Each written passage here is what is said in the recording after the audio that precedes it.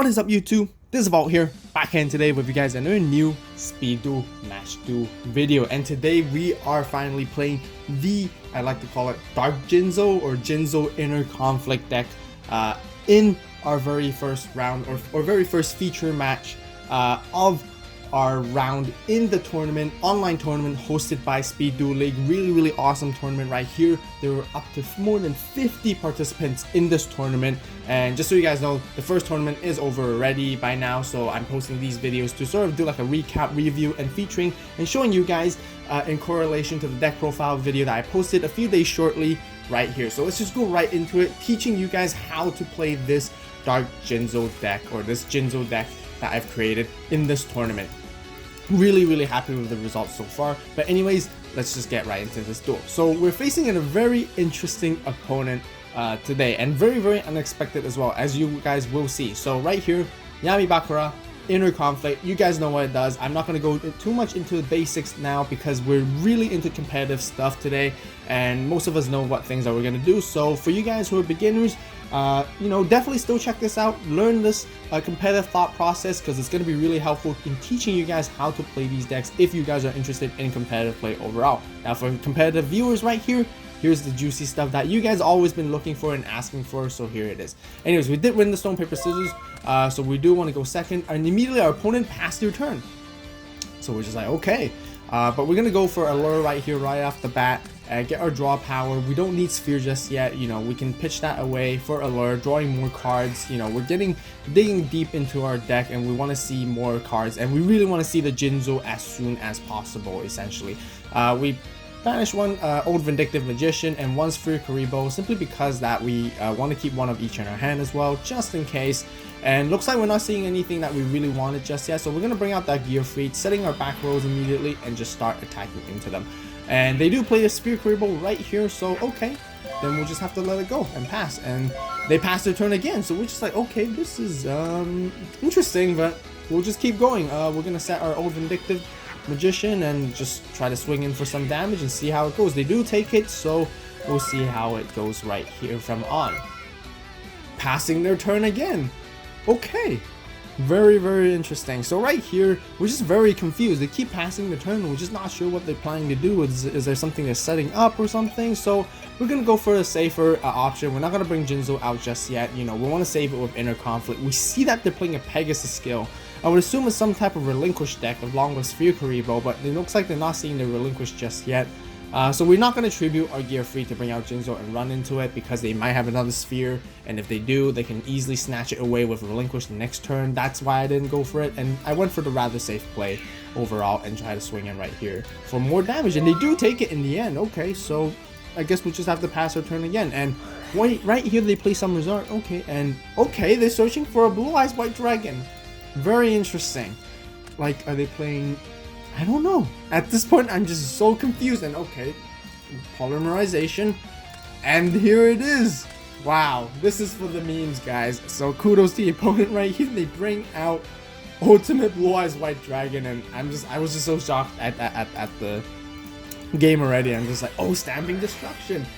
So they targeted our offerings. We're gonna chain that, of course. So we're gonna pop that Blue Eyes Ultimate away. We don't want to be taking that damage whatsoever, and we got rid of their boss monster right here, and they got nothing left. I suppose they used up all the resources. 4 cards or 5 cards all played at once already, and that was it. Wow. Very surprising meme moment here right here, guys. Very interesting, but very fun instead, and very fun as well. So that was it. Hit that like button for the Ultimate Blue Eyes White Dragon right there.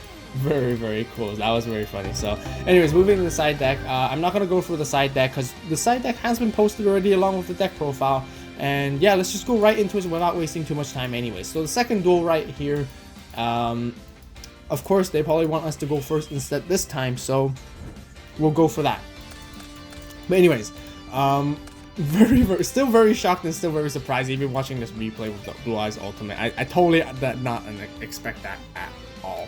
But anyways, we're going to play our lure right here right off the bat, and pitching away our Old Vindictive Magician. I kind of thought that, now looking back at it, kind of thought that wasn't the best play overall. Simply because we only had one dark target, and we kind of do need her, right, this monster, because it's just very good in removing overall. So in the end, we just gotta set those back rolls. We're gonna set the gear free, which turned out not to be the most optimal play, I would say, overall. But right here, finally, 1000 Ice Spell. They're gonna go for their Relinquished, I suppose, and they do grab our gear free right here, but just on the summon, we're gonna be using the Offerings to the Doom before Relinquish gets to its effect, essentially popping it away. And okay, I think they accidentally revealed a monster to us, but they revealed Illusionist, Faceless Magician. Now this is gonna be a troublesome card because it's gonna be quite difficult to deal with, because it can keep recurring the Relinquish and the 1000 Eyes Restrict again over and over and over. And our gear, we can't even swing over it. So we went into our draw phase. We can't draw because of Offerings, and we just gotta pass our turn and see what they want to do there. For now, doesn't seem like they got anything to run over us, but once again, they got the Relinquish right here. Not sure why didn't they summon it. They could have summoned it and snatched our monster and dealt quite a lot of damage to us and really put us into an edge overall. But anyways, they do swing in with Senju, so that's totally fine. They do take 200 from here, and we see our Jinzo, which is really, really great. We have our skill to use. I'm gonna put gear free and attack first, but we're just gonna go into battle phase because we don't want to overextend. Once again, we know they probably have a Relinquished. Overall, we don't want to overextend because if we bring out Jinzo over here, they're gonna steal it, snatch it from us, and we just want to hold onto it until they bring out their key monsters. So it's very important to play really patient with the Inner Conflict type of decks, simply because you want to wait and utilize Inner Conflict on their most essential key monsters rather than just any random monsters, unless the situation is dire for you to use it overall. And we do have 4,000 life points. I don't want to pay that 2,000 just yet, so we're gonna pass the turn, play it a little bit slow, see what they're gonna do. And okay, Kaiba right here, did not expect that as well.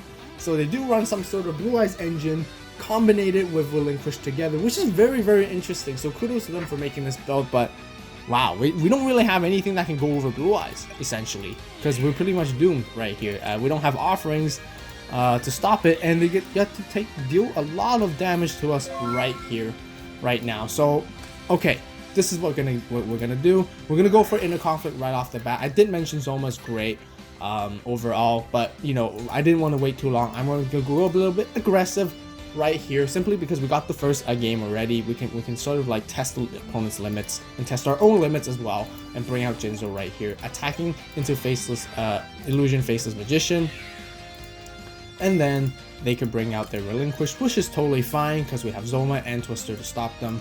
Essentially, if they do anything right here. Once again, looking back at it, not the most optimal play on our side. Now we're forced to basically use a Zoma or Twister, but we're gonna play Zoma and pressure them right here.